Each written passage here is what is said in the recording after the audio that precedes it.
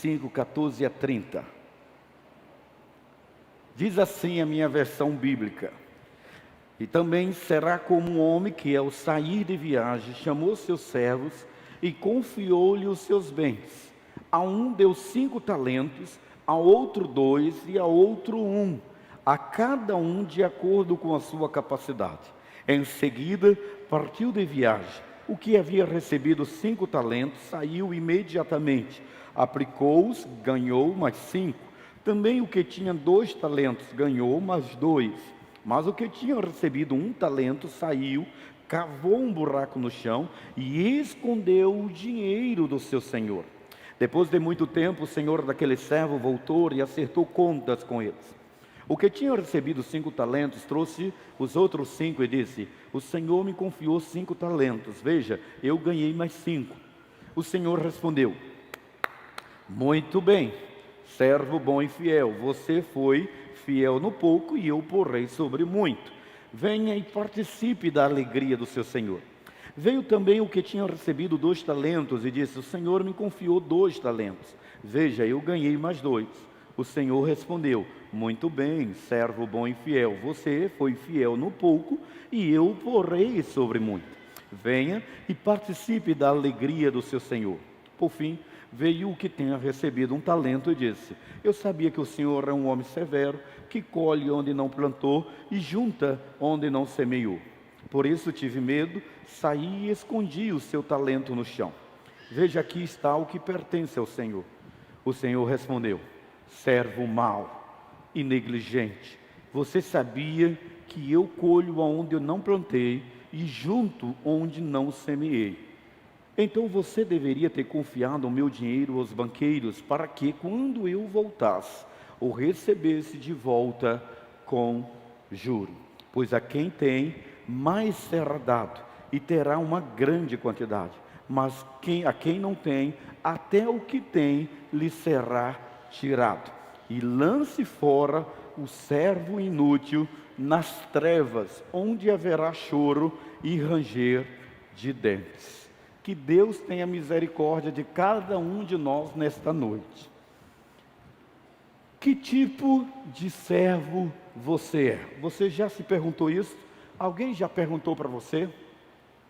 Porque ser cristão é ser um servo. Ser cristão é ser um discípulo. Ser cristão é constituir Cristo como seu Senhor e o seu Salvador na sua vida. Diferente da teologia da prosperidade, da teologia da libertação, e a Cibapa, ela abraça as duas teologias. Nós acreditamos que o homem fiel é próspero, e nós acreditamos que o homem que lhe obedece à palavra do Senhor é liberto. É esse o conceito que a Cibapa tem de libertação, é esse o conceito que a Cibapa tem de prosperidade.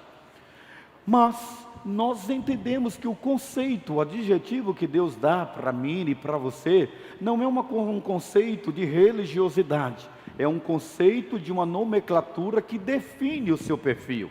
Quando você diz que confessa Cristo Jesus como seu Senhor e seu Salvador, você está a se colocar na posição de servo. Agora, a gente faz uma pergunta clara: que tipo de servo que eu sou? A primeira coisa que eu quero destacar aqui com vocês é que tudo que existe no mundo se classifica em 2 grupos. Não há outro meio. A primeira é você quando vai pensar acerca das coisas. Existem pessoas úteis e coisas úteis. Existem pessoas inúteis e coisas inúteis.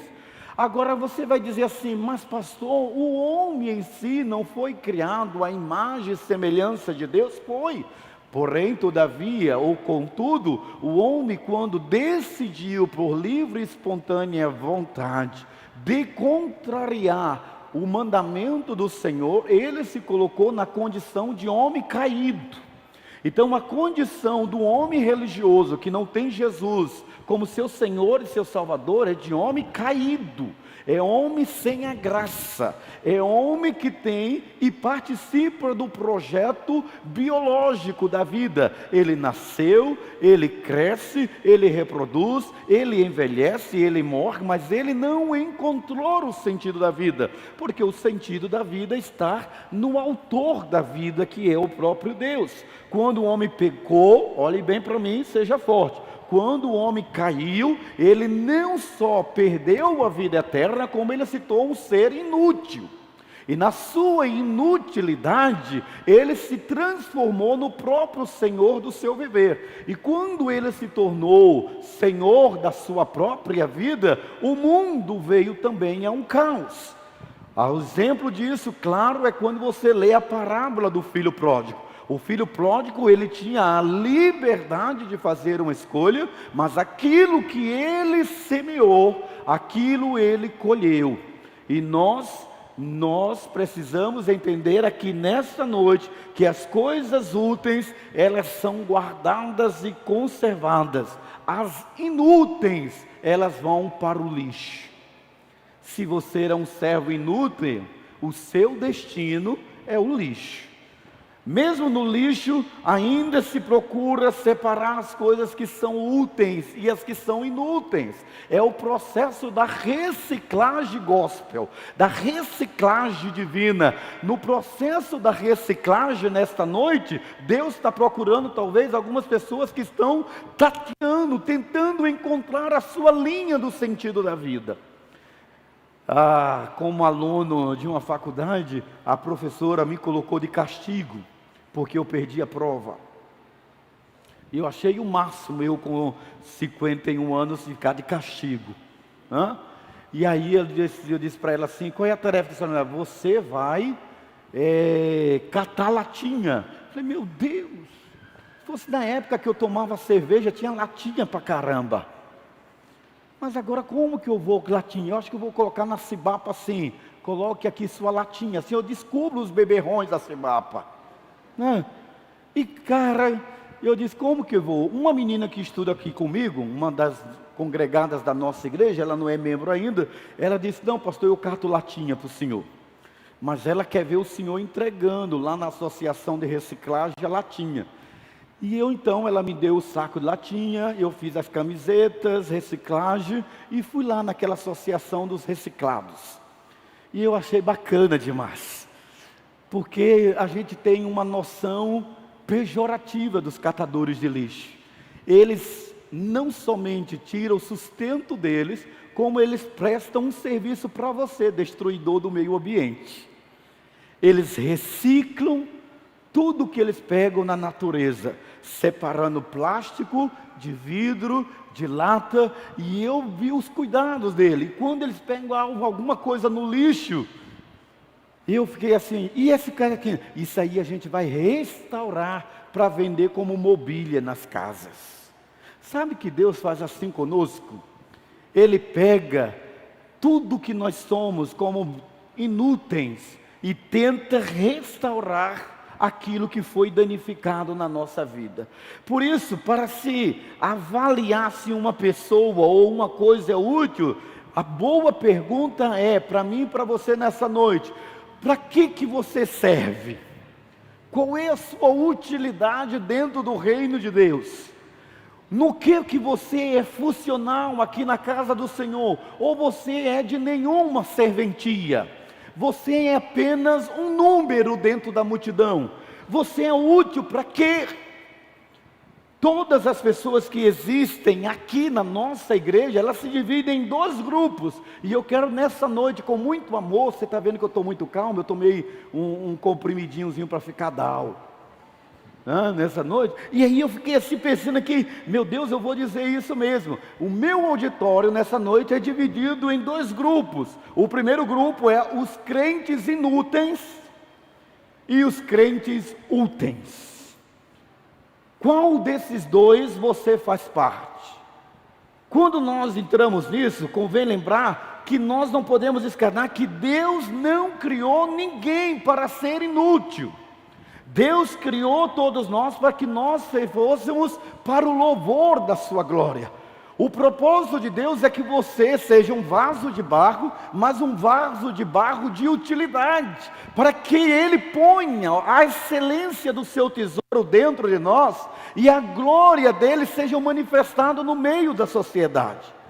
Paulo escreve em 2 Timóteo capítulo 2, versículo 21, e ele diz assim, se você quiser acompanhar. 2 Timóteo 2, 21, se pois alguém se purificar dessas coisas, será vaso para a honra, santificado e útil ao Senhor, preparado para toda boa obra. Você não precisa entender outra coisa, senão o conceito prático dessa verdade bíblica.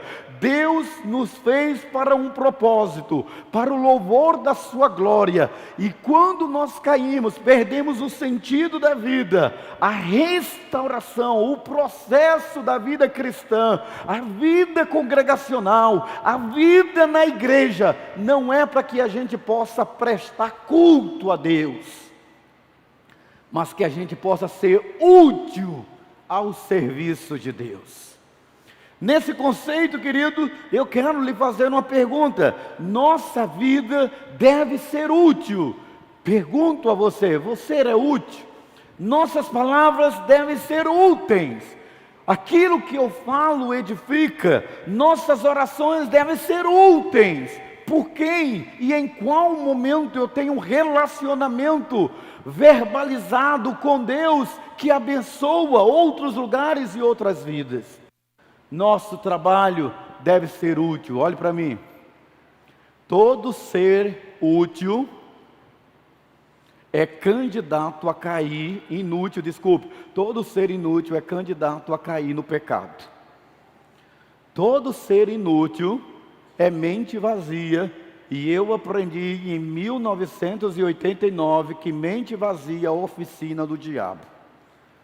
Agora eu aprendi com uma mulher de 0,5 metro, que passou por essa igreja e ela diz que o crente peca, quando ele peca por vadiagem. Ele não está fazendo nada que preste, e ele acaba pecando. Por isso, utilidade é quando você descobre de que tanto a sua vida, quanto as suas palavras, quanto as suas orações, quanto o seu trabalho, deve ter um propósito. Pastor, eu não estou entendendo nada. Eu vim aqui para o Senhor dizer que Deus vai me dar um carro, que Deus vai curar a minha enfermidade, que Deus vai sarar o meu casamento, que eu estou esperando um filho e Deus vai me dar um filho. Eu estou aqui para o Senhor orar por uma oração de libertação. Não, primeiro eu quero orar para você se converter. Porque sem a conversão você não descobre a utilidade da fé cristã. A nossa fé cristã não pode ser uma fé consumista, porque nós vivemos numa sociedade consumista. A nossa fé não pode ser baseada naquilo que nós temos, mas naquilo que nós somos, para a honra e glória do Senhor. Ser um crente útil significa que sua vida na igreja tem algum proveito.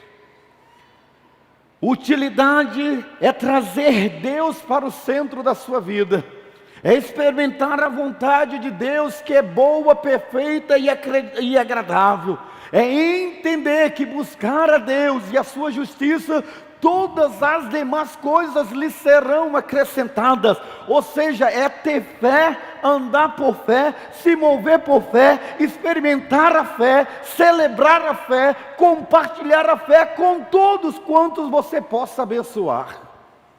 Isso é ser útil. Deus não lhe chamou para você ser crente da Cibapa. Deus não lhe chamou para você ser religioso. Religiosidade não atrai a glória de Deus, mas a certeza de que Ele é o seu Senhor te faz ser um servo útil, um servo de orelha furada. Significa que Deus pode utilizar de você ou de tudo que você tem para algo maior, que é mais do que o seu ciclo da vida. Querido, você é um servo inútil ou você é um servo útil? Porque um servo útil, ele sabe o sentido da obra de Deus e ele não quer ficar fora dos propósitos de Deus para a sua vida. Ele não quer frequentar uma igreja, ele quer ser a igreja. Ele não acredita nas bênçãos que caem do céu. Ele rala para que a materialização da bênção seja algo sólido e real, porque a Bíblia diz que do sol do teu rosto comerás o pão. Eu lembro que quando a gente não tem um caráter transformado, a gente peca, e peca feio. Eu era pastor em Nova Aurora City, em Belford Roxo, e um irmão naquela época, ele me pediu um dinheiro, porque ele ia tentar um emprego lá no centro do Rio de Janeiro, e o nosso ônibus, a passagem era cara, sair de Nova Aurora para chegar até a central do Brasil, e ele me pediu R$ 5. Eu dei R$ 5 emprestado para ele, que dava para ele ir e voltar. Era passagem para ele. Ele foi, e os ônibus de Nova Aurora City saíam os primeiros super abarrotados, uma coisa infernal. E quase sempre o primeiro ônibus, o cobrador não tinha troco. Vocês não sabem isso porque vocês têm a BMW de vocês e nunca pegaram o ônibus, né? Mas nós, pobres assim, né, do pé rachado, e naquele ônibus, ele foi e pegou o ônibus, e sempre que nós pegávamos o ônibus, o cobrador dizia o seguinte: você pode sentar lá, depois eu lhe dou o troco. Às vezes o cobrador esquecia e a gente tinha que lembrar. E ele então ia descer no ponto final, na central do Brasil. O cobrador disse para ele: olha, eu não tenho um troco para R$ 5. E quando chegou na central do Brasil, ele foi pegar o troco dele. E aí o cobrador disse assim para ele: você me deu R$ 10, eu fui? Aí ele ficou parado. Eu tenho que lhe dar R$ 7,20. E deu R$ 7,20, ele ficou calado. Aí ele saiu do ônibus, Isso ele me pediu a oportunidade para dar um testemunho na igreja. Saiu. Voltou, disse que lanchou, não conseguiu um emprego, pagou a passagem, lanchou e ainda ficou com R$ 3 de troco. E aí ele pediu o testemunho, o culto de quarta-feira, ele disse: irmãos, olha que bênção. Eu saí daqui com R$ 5, lanchei, paguei a passagem, Deus usou o cobrador para me abençoar. Ei, você está achando que é um absurdo, né? Mas às vezes você já fez isso. Porque a gente procura sempre levar vantagem. Aquele moço, ele não entendeu o significado da utilidade. A nossa utilidade é revelar o caráter transformado de Cristo nas nossas vidas. Foi por isso que nós adotamos o sistema de pequeno grupo, porque olha essa igreja, ela é grande. Nós nunca vamos saber quem é mau caráter, quem tem caráter e quem não tem. Às vezes nós temos aí um psicopata sentado pertinho de você, dá uma olhada perto de você. Pode ser um esquizofrênico, né? Pode ser um criminoso, de serial killer, né? E o fetiche dele é sentar perto dessa mulher para matá-la depois. Você não sabe.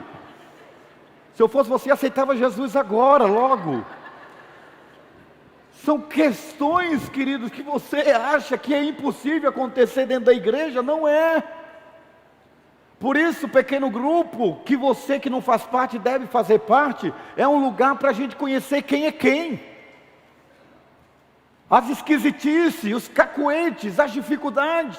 Porque dentro de uma igreja como essa, a pessoa se esconde para viver uma máscara, para viver uma hipocrisia, para viver uma farsa de fé. Nós entendemos que ser crente e o destino dos crentes inúteis é terrível. A parábola da figueira estéril, que Jesus amaldiçoou. E eu não quero que você saia daqui amaldiçoado nesta noite. Jesus passa pela árvore, vê que ela não tem fruto, um figo, e ele lança uma palavra maldita. E no outro dia aquela figueira, ela está seca. É a única vez que Jesus usou seu poder para destruir. Por que ele fez isso? Porque aquela figueira não produziu fruto. Se você está aqui na Cibapa há anos e anos e anos, e nunca se levantou para fazer nada, cuidado, você corre o risco de secar-se. Pastor, esse sermão é muito do terror. Se eu assistir o que sexta-feira? Viajei para Araguacema, estrada ruim. Isso me inspirou dizendo que Deus vai usar Bolsonaro para nos dar estrada melhor. Fique firme aí, aguenta aí, fica com raiva de mim não. Sabe, querido, deixa eu lhe dizer uma coisa. Deus não lhe plantou para você ser uma árvore inútil. Deus quer muito mais do que religiosidade na sua vida. Olhe para mim, seja forte. Deus não tem plano de igreja para você. A igreja é uma consequência do plano que Deus tem para você. Quanta gente entrou nessa igreja e saiu. Quanta gente passou por esta igreja e não ficou. Gente que cantou no louvor, gente que cantou, que trabalhou na recepção. Mas pastor, por que não ficou? Não foi porque o pastor bateu, não foi porque o irmão maltratou, foi porque não descobriu primeiro que o reino de Deus é chegado e ele tem que estar dentro de você. O reino de Deus, a presença de Deus deve dar sentido a sua existência dentro desta igreja. Então Deus não lhe chamou para você frequentar essa igreja. Você se decepcionou com a igreja de onde você saiu. Você quer uma igreja para ficar quietinho. Isso não existe. Isso é mentira do capiroto. O capeta te enganou. Deus lhe chamou para você ser útil no reino de Deus, porque é a esperança da glória e a bênção que Deus tem para você. Quando Jesus amaldiçoou a figueira, ele amaldiçoou porque aquela árvore, ela impedia que outras plantas crescessem ao redor dela. Quando você, olhe para mim pai, olhe para mim mãe, quando você não faz nada na igreja, você está dizendo para o seu filho, não faça nada. Quando você fala mal da sua igreja, você está dizendo para o seu filho, não respeite a igreja, porque ela não merece o nosso respeito. Quando você não olha isso aqui como parte da sua vida, você está mandando uma mensagem subliminar para aqueles que olham para você, de que isso aqui não é uma causa pelo qual vale lutar. Você entendeu isso? É por isso que eu tenho uma crise muito grande quando uma mãe diz assim para mim assim, meu filho saiu da igreja. Agora no Manaim, no dia 12, dormimos lá para participar do piquenique, estávamos num bate-papo, e eu estava dizendo de uma situação nacional, que você sabe que aconteceu. Quem conhece esse ícone da música, da pregação gospel? Um ícone, né?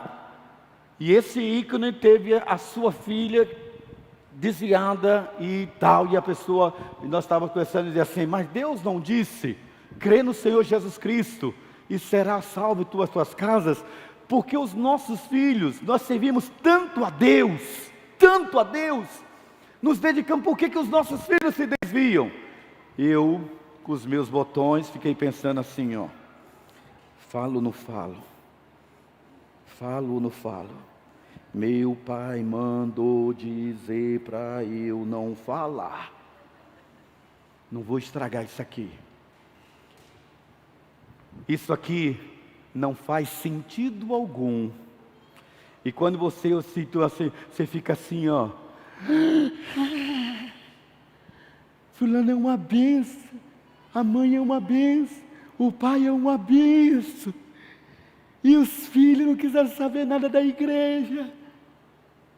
Você estava lá dentro? Qual foram os valores que eram passados? Qual era a mensagem?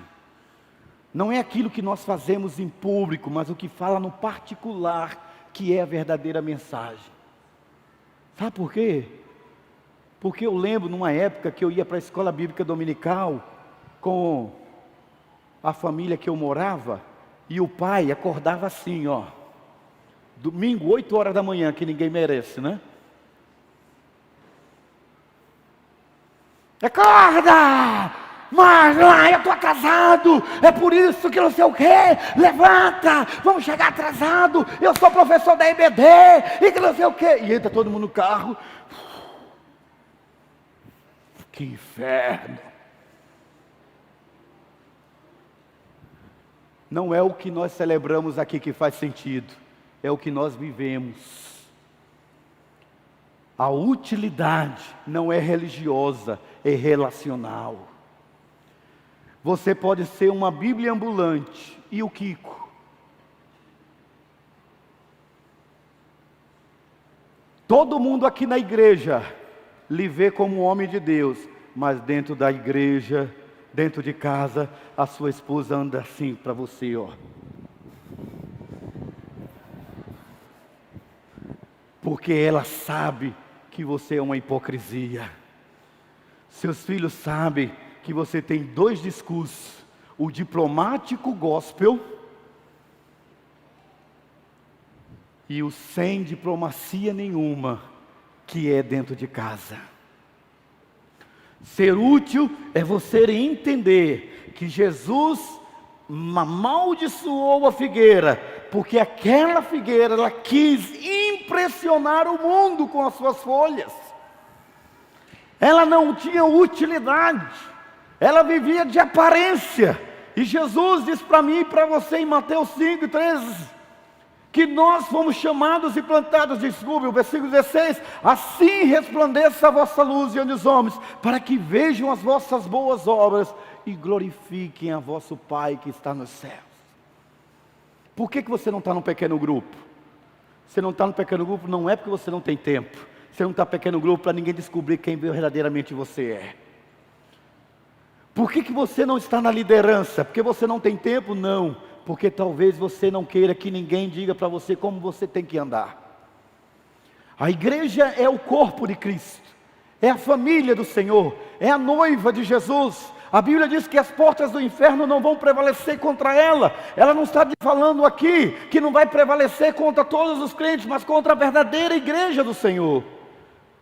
Mateus 25:30 diz que Deus vai lançar um servo inútil nas trevas exteriores, e ali haverá choro e ranger de dentes. Eu não quero terminar fechando nenhuma tese teológica, mas se você é crente, olha o que é que eu vou dizer para você, seja forte. Você é crente, você é membro desta igreja, e é um servo inútil. Está pegando em meus olhos? Um servo inútil. Eu quero dedicar para você Mateus 25:30. E lançai o servo inútil nas trevas exteriores. Fazer uma voz de terror. E ali haverá choro e ranger de dentes. Você é um servo útil ou um servo inútil? O servo útil, ele quer participar da ceia, ele quer se reconciliar com Deus, porque ele almeja a eternidade. O servo útil, ele sai daqui correndo e pergunta para o seu pequeno grupo: me dar alguma coisa para eu fazer? O servo útil, ele sai daqui dizendo: descobri que eu corro o risco da inutilidade. E nessa noite eu quero orar para a sua vida, para você vir para o ciclo do núcleo dos úteis e sentar à mesa real. Porque Deus não quer que você seja um agente secreto, um crente anônimo, um frequentador desta igreja, se sentando lá na última cadeira, para ninguém te reconhecer. Eu estou vendo você lá atrás, tá bom? É você mesmo. Eu te vi. Vou orar para os seus cabelos não caírem. O que eu estou brincando com você dizendo é que se eu sou humano e consigo te enxergar, o Deus do universo está de olho em você. E Ele não te fez para ser inútil. No geral, Ele criou todos nós para sermos úteis no reino de Deus. E o povo de Deus diz: